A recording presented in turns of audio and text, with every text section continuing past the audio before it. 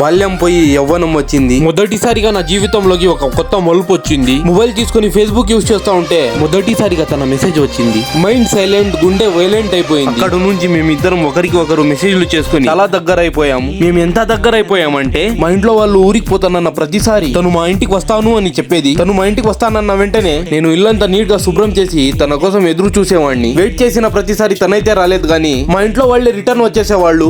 ఇలాగే చాలా రోజులు గడిచాయి. తనైతే రాలేదు గానీ మన ఇంట్లో వాళ్ళ ప్రెజర్ వల్ల నా పెళ్ళైతే వచ్చేసింది. ఇప్పుడైనా సరే నువ్వు నన్ను కలిసేకి రావాలి, నేను నిన్ను చూడాలి, నువ్వు రాకపోతే పీటల మీద కూర్చోకుండా సూసైడ్ చేసుకుంటాను. ఇలా మెసేజ్ పెట్టేసి తన రిప్లై కోసం ఎదురు చూశాను.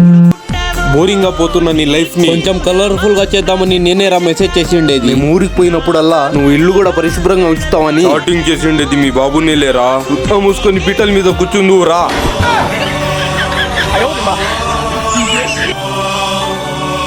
ఎవరికైనా మెసేజ్లు చేసి ఫ్రెండ్లు ఆడుకుంటారు, నాతో ఏంటి మా నాయనే ఆడుకున్నాడు.